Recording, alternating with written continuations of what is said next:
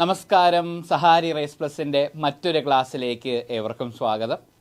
ഇന്ന് നമ്മൾ ഇവിടെ ചർച്ച ചെയ്യാൻ പോകുന്ന പ്രധാനപ്പെട്ട ഒരു നിയമമാണ് CDPO സംബന്ധിച്ച്, അല്ലെങ്കിൽ കുട്ടികൾ എന്ന നിർവചനവുമായി ബന്ധപ്പെട്ട് നോക്കുമ്പോഴും 21 വയസ്സിൽ താഴെയുള്ള ആളുകളുമായിട്ട് ബന്ധപ്പെട്ട് നോക്കുമ്പോഴും ഏറ്റവും പ്രധാനപ്പെട്ട ഒരു നിയമമാണ് സാമൂഹിക നീതി, സോഷ്യൽ ജസ്റ്റിസ്, സോഷ്യൽ ഡിഫൻസ് എന്ന രീതിയിലൊക്കെ പറയുമ്പോൾ പറയാൻ പറ്റുന്ന ഒരു റിഫോർമേറ്റീവായ ഒരു മാറ്റം കൊണ്ടുവരുന്ന രീതിയിൽ എപ്പോഴും ഒരു കുറ്റം ചെയ്താലുള്ള ശിക്ഷ എന്നതിലുപരി ഒരു പരിവർത്തനത്തിലേക്ക് കൊണ്ടുവരുന്ന ഒരു നിയമ ശൃംഖലയാണ്.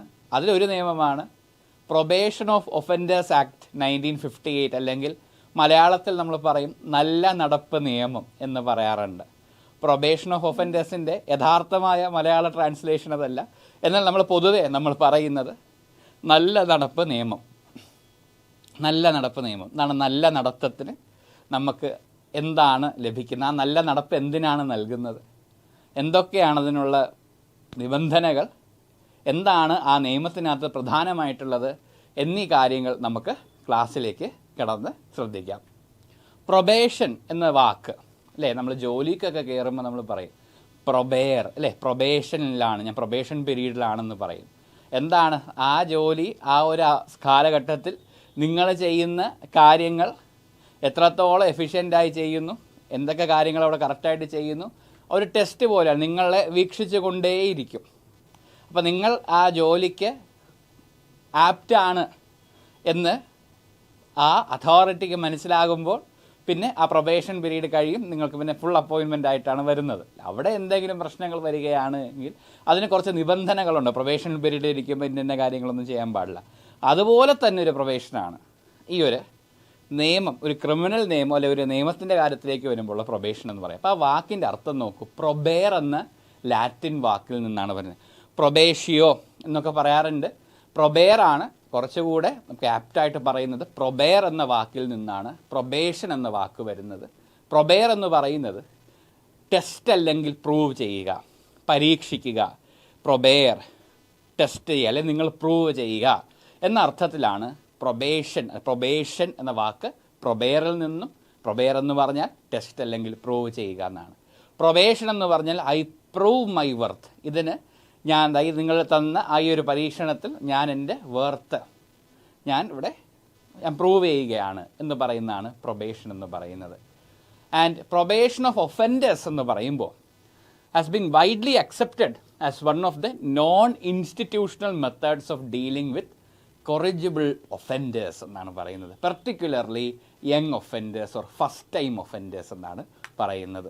കൊറിജിബിൾ ഒഫൻഡേഴ്സ്, യങ് ഒഫൻഡേഴ്സും ഫസ്റ്റ് ടൈം ഒഫൻഡേഴ്സ്. ഒരു പരിവർത്തനം കൊണ്ടുവരാൻ സാധിക്കും. ഇപ്പോൾ ഒരാളെ നീ ഒരിക്കലും നന്നാവത്തില്ല എന്ന് പറഞ്ഞു വെക്കുന്ന ഒരു അവസ്ഥയുണ്ടല്ലോ, ആ അവസ്ഥയല്ല, എന്തെങ്കിലും ഒരു പ്രതീക്ഷയുടെ കിരണങ്ങൾ, അവൻ്റെ ഒരു പരിവർത്തനത്തിലേക്കുള്ള വഴി ഞാൻ കാണുന്നു എന്ന് നമ്മൾ പറയില്ലേ. ഒരു മാറ്റം, ഇവൻ ഇങ്ങനെയൊന്നും ഇരിക്കില്ല, മാറ്റങ്ങൾ വരും, മാറ്റം കൊണ്ടുവരാൻ സാധിക്കുന്ന ഒരാളാണ്. അങ്ങനെയുള്ള ഒഫൻഡേഴ്സ്, കാരണം ഇവനെ ശിക്ഷിക്കാതെ ഇവനൊരു പരിവർത്തനം കൊണ്ടുവന്നാൽ ഇവൻ രക്ഷപ്പെടും, സമൂഹത്തിനൊരു മാതൃകയായിട്ട് വരും എന്ന വിഭാഗത്തിലുള്ള ഒഫൻഡേഴ്സാണ്. അതാണ് കൊറിജിബിൾ ഒഫൻഡേഴ്സ് എന്ന് പറയുന്നത്. അത് പെർട്ടിക്കുലർലി യങ് ഒഫൻഡേഴ്സ്, പ്രായം 21 വയസ്സിനൊക്കെ താഴെയുള്ള അങ്ങനത്തെ കുറ്റകൃത്യങ്ങൾ ചെയ്യുന്നവരെയാണ് പറയുന്നത്. അല്ലെ, ഫസ്റ്റ് ടൈം ആദ്യമായിട്ടൊരു കുറ്റകൃത്യം ചെയ്യുന്നവരെയൊക്കെ അവരെയൊക്കെ ബേസ് ചെയ്തിട്ടാണ്. ഒരു നോൺ ഇൻസ്റ്റിറ്റ്യൂഷണൽ മെത്തേഡാണ്. ഇൻസ്റ്റിറ്റ്യൂഷണൽ മെത്തേഡ് എന്തായിരിക്കും?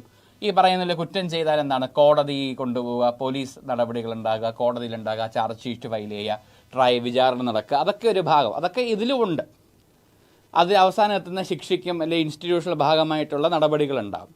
എന്നാൽ ഇതൊരു റെഫോർമേഷനാണ്, ഒരു പരിവർത്തനമാണ് ഏറ്റവും പ്രധാനമായി. പ്രൊബേഷൻ നിങ്ങൾ ഓർക്കുമ്പോൾ എപ്പോഴും ടെസ്റ്റ് പ്രൂവ്, പിന്നെ റിഫോർമേഷനാണ് പ്രധാനമായിട്ട് കണക്ട് ചെയ്ത് നിൽക്കുന്നത്. സോ അവരെ ആ ഒരു ഒരു കുറ്റം ചെയ്ത് കഴിഞ്ഞാൽ ഒരു കുറച്ച് കാലത്തേക്ക് ഇവനെ നമുക്ക് എങ്ങനെ ഉണ്ടെന്ന് നോക്കാം, എന്നിട്ട് ശിക്ഷ കൊടുക്കണോ വേണ്ടോ എന്ന് തീരുമാനിക്കാം എന്ന രീതിയിൽ പ്രൊബേഷനിലേക്ക് വിടും. ആ ഒരു പീരീഡാണ് പ്രൊബേഷൻ പീരീഡ് എന്ന് പറയുന്നത്. പ്രൊബേഷൻ ശരിക്കും പറഞ്ഞാൽ it's a period of supervision over an offender. ഒരു കുറ്റം ചെയ്ത ആളെ സൂപ്പർവൈസ് ചെയ്യുന്ന ഒരു കാലഘട്ടത്തെയാണ് probation period. Ordered by court. ആരാണ് ഓർഡർ ചെയ്യുന്നത്? ഓർഡേർഡ് ബൈ ദ കോടതി. കോടതിയാണ് ഓർഡർ ചെയ്തത്. Instead of serving time in prison, ജയിലിലിടുന്നതിന് പകരമായിട്ട് ഇയാളുടെ നടപ്പ് എങ്ങനെയുണ്ട് തൽക്കാലത്തേക്ക് ഇയാളെ നമുക്ക് വീക്ഷിക്കാം, ഒരു പ്രൊബേഷൻ പീരീഡിലേക്ക് വിടുകയാണ്. ഈ ഒരു കാലഘട്ടത്തിൽ ഇയാൾ എന്തൊക്കെയാണ് ചെയ്യുന്നത് അതനുസരിച്ച് നമുക്ക് ബാക്കി കാര്യങ്ങൾ തീരുമാനിക്കാം എന്ന് പറയുന്നൊരു ഘട്ടത്തെയാണ് പ്രൊബേഷണറി പീരീഡ് അല്ലെങ്കിൽ പ്രൊബേഷൻ എന്ന് ശരിക്കും ഒരു സിമ്പിൾ ഡെഫിനിഷനിൽ നമുക്ക് പറയാൻ സാധിക്കുക. It can be understood as A conditional release of N offender on the promise of good behaviour. ഞാൻ നല്ല നടപ്പോടുകൂടി നടന്നുകൊള്ളാമേ, അല്ല ഞാൻ നല്ല നടപ്പിൽ ജീവിച്ചു കൊള്ളാം, അങ്ങനെ ആയിരിക്കും ഞാനിനി കാര്യങ്ങൾ ചെയ്യുന്നത് എന്ന ഒരു കണ്ടീഷൻ്റെ അടിസ്ഥാനത്തിലാണ് ഒരാൾ ഒരു ഒഫൻഡറിന്, ഒരു കുറ്റം ചെയ്ത ആളെ, ഒരു ഒഫൻഡർ എന്ന് പറഞ്ഞാൽ കുറ്റം ചെയ്ത ആളെ ഈ പറയുന്ന നല്ല നടപ്പിനായി വിടുന്നത്. ആ ഒരു കാലഘട്ടത്തിൽ ഞാൻ നല്ല ആളായിട്ട് ഗുഡ് കണ്ടക്റ്റോടുകൂടി ഞാൻ നല്ല ആളായിട്ട് തന്നെ സമൂഹത്തിൽ മാതൃകയാകുന്ന രീതിയിൽ തന്നെ ഞാൻ ജീവിച്ചു കൊള്ളാം. അപ്പം അങ്ങനെ വിടുമ്പോൾ അത് കറക്റ്റായിട്ട് ചെയ്യുന്നുണ്ടോ നോക്കാനും വയ്ക്കുന്ന ആളുകളെയാണ് നമ്മൾ പ്രൊബേഷണറി ഓഫീസർ എന്ന് പറയുന്നത്. അത് നമ്മൾ വരും അതിലേക്ക്. അപ്പോൾ ഇൻസ്റ്റിറ്റ്യൂഷണലൈസേഷൻ നേരത്തെ പറഞ്ഞല്ലോ, often exposes first time or youthful offenders to harden criminals and neutralising the chance of rehabilitation. ഇപ്പോൾ ഉദാഹരണത്തിന് ഇപ്പോൾ നോൺ ഇൻസ്റ്റിറ്റ്യൂഷണൽ എന്ന് നമ്മൾ ആദ്യം പറഞ്ഞു പ്രൊബേഷൻ. ഇൻസ്റ്റിറ്റ്യൂഷൻ സംഭവിക്കുന്നുണ്ട്. ഇപ്പോൾ കോടതിയിലൊക്കെ കേസ് വന്ന് വിചാരണ ചെയ്തു, കുറ്റം ചെയ്ത ആൾ കുറ്റം ചെയ്തതായി കണ്ടെത്തുകയും കുറ്റക്കാരനായി കോടതി ചുമത്തുകയും ചെയ്തു. അയാൾക്കൊരു 21-22 വയസ്സുണ്ടെന്നിരിക്കട്ടെ, സ്ത്രീ ആകാം പുരുഷനാകാം, അവരെ അറസ്റ്റ് ചെയ്ത് കൊണ്ടുപോയി ജയിലിൽ ഇടുകയാണ്. ജയിലറിയാൻ നമ്മൾ ചിലപ്പോൾ എല്ലാവരും ഒറ്റ സിംഗിൾ റൂം ഫെസിലിറ്റി ഒന്നുമല്ല എല്ലാ ജയിലുകളിലും ഉള്ളത്. ജയിലിലപ്പോൾ ഒരു അടുത്ത ഇൻമേറ്റ്സായിട്ട് പല കുറ്റകൃത്യങ്ങൾ ചെയ്തവരുണ്ടാവും. 1 3 പേര് 2 പേര് അങ്ങനെയൊക്കെ ഉണ്ടാകും. അപ്പം ചെറിയ ഒരു കുറ്റമായിരിക്കും അയാൾ ചെയ്തിരിക്കുന്നത്, എന്നാൽ അയാൾ സഹവസിക്കുന്ന ഒരു ഹാർഡൻഡ് ക്രിമിനലിൻ്റെ കൂടെയാണ് ജയിലിലിടുന്നതെന്നിരിക്കട്ടെ. അങ്ങനെ ഒരാൾ അയാളുടെ കൂടെ അധിവസിച്ച് കഴിഞ്ഞാൽ ഇയാൾ കുറച്ചും കൂടി ഒരു ക്രിമിനൽ ടെൻഡൻസി, ഒരു ഹാർഡൻഡ് ക്രിമിനലായി പുറത്തിറങ്ങുമ്പോൾ ഒരു കീരിക്കാടനൊക്കെ ആയിട്ട് ഒരു ഗുണ്ടയായിട്ടൊക്കെ പുറത്ത് വരുന്ന രീതിയിലൊക്കെ അങ്ങനത്തെ ഒരാളായിട്ട് വരികയാണെങ്കിലോ അത് സമൂഹത്തിൽ കൂടുതൽ വിപത്താകും. അപ്പം ചെറിയൊരു കുറ്റമാണ്, അയാൾക്ക് ഒരു മാനസാന്തരപ്പെടുകയോ ഒരു പരിവർത്തനത്തിനോ ചാൻസ് ഉണ്ട്, അയാൾ അറിയാതെ അയാളുടെ കൈബദ്ധം കൊണ്ട് സംഭവിച്ചതാണ്. അപ്പം അങ്ങനെ ഒരാൾ അതിമേ കുറ്റം ചാർത്തി വെക്കേണ്ട കാര്യമില്ല, അയാൾക്ക് ഈ ഒരു അവസരം കൊടുക്കാം. അപ്പം അങ്ങനെയുള്ളവരെ നേരെ ജയിലിൽ വിട്ട് കഴിഞ്ഞാൽ ചിലപ്പോൾ വീണ്ടും തിരിച്ചിറങ്ങുന്ന ഒരു ഹാർഡൻഡ് ക്രിമിനലായിട്ടായിരിക്കും വരിക. അപ്പം ഇവിടെ ഈ പ്രൊബേഷൻ കൊണ്ട് ഉദ്ദേശിക്കുന്നത് the law favours a clinical individualised approach to sentencing. treating crime as a social malady and the offender as the subject of rehabilitation rather than mere isolation. ഒറ്റപ്പെടുത്തുന്നതിന് പകരം അവനെ അഭയം നൽകുക, റീഹാബ് ചെയ്യുക, അല്ലേ, അവനെ പരിവർത്തനം കൊണ്ടുവരാനായിട്ട് സഹായിക്കുക എന്നാണ് ഏറ്റവും പ്രധാനമായിട്ട് വരിക. അപ്പം ഒറ്റപ്പെടുത്തുന്നതിന് പകരം തന്നെ അയാളിലേക്ക് മാറ്റം കൊണ്ടുവരും എന്ന് പറഞ്ഞാൽ കുറ്റകൃത്യം ചെയ്യാനുള്ള പ്രവണത എന്ന് പറഞ്ഞാൽ കുറ്റകൃത്യം ചെയ്യുന്നത് ഒരു രോഗം വരുന്നത് പോലെയാണെന്നാണ് മഹാത്മാഗാന്ധി പറഞ്ഞിട്ടുള്ളത്. അപ്പം ഒരു ക്ലിനിക്കൽ ഒരു അസുഖമാണ്, സാമൂഹിക ഒരു രോഗമായിട്ടാണ് കുറ്റകൃത്യം ചെയ്യുക. ഒരാളും തമാശയ്ക്ക് വേണ്ടി കുറ്റകൃത്യം ചെയ്യാറില്ല, എന്നാൽ അല്ലാത്തവരുണ്ട് അല്ലേ. എന്നാൽ അങ്ങനെ തമാശയ്ക്ക് വേണ്ടി അല്ലാതെ അറിയാതെ സംഭവിക്കാം, കൈബദ്ധം കൊണ്ട് സംഭവിക്കാം. അത് എല്ലാ കുറ്റകൃത്യങ്ങൾക്കും ഇല്ല കേട്ടോ ഈ പറഞ്ഞ പ്രൊബേഷൻ. ഇത്ര ടൈം ലിമിറ്റ് ഉണ്ട്, ഇത്ര ശിക്ഷ കിട്ടുന്നവരൊക്കെ ഉണ്ട്, അത്രയും അങ്ങനെയുള്ള കുറ്റകൃത്യങ്ങൾക്ക് മാത്രമേ ഉള്ളൂ പ്രൊബേഷൻ. അപ്പം അങ്ങനെ ചെയ്യുന്ന കുറ്റകൃത്യം ചെയ്യുമ്പോൾ അത് ആദ്യമായിട്ടായിരിക്കും ഒരാൾ ചെയ്യുന്നത്. അയാൾ കറക്ഷൻ കൊണ്ടുവന്ന് അയാൾക്ക് ആ പശ്ചാത്താപത്തോടുകൂടി അതിൽ നിന്നും പുറത്ത് ഒരു പുനരധിവാസം സംഭവിക്കുകയും അതുവഴി ഒരു പരിവർത്തനം സംഭവിക്കുകയാണെങ്കിൽ അതാണ് ഏറ്റവും വലിയ ഒരു കാര്യം. അവരെ ശിക്ഷിച്ച് വീണ്ടും കൂടുതലൊരു വലിയൊരു ക്രിമിനലായിട്ട് പുറത്തിറങ്ങുന്നതിനെക്കാട്ടി. കാരണം ചെറിയ ശിക്ഷയൊക്കെയാണ്, അപ്പോൾ അവരെ കൂടെ വസിക്കുന്നത് നല്ല ഹാർഡ് കൊലപാതകമൊക്കെ ചെയ്ത ഒരാളാണെങ്കിൽ അയാളുമായിട്ടുള്ള സഹവാസം അത് ഇറ്റ് ഡിപ്പെൻസ്. അതാണ് സൈക്കോളജിക്കലായിട്ടുള്ള ഇഷ്യൂസ് വേറെ ഉണ്ട്. അപ്പം അങ്ങനെ സംസാരിച്ച് എത്രത്തോളം ഇൻഫ്ലുവൻഷ്യൽ ആകുന്നു, അത് ശേഷം പുറത്ത് വരുമ്പോൾ എങ്ങനെയാണ് സമൂഹത്തിലേക്ക് പിന്നെ ഇറങ്ങുന്നത്, അതൊക്കെ ഒരാളെ അല്ലേ ഇറ്റ് ഡിപ്പെൻസ് ഹൗ ഈ spend his time in jail.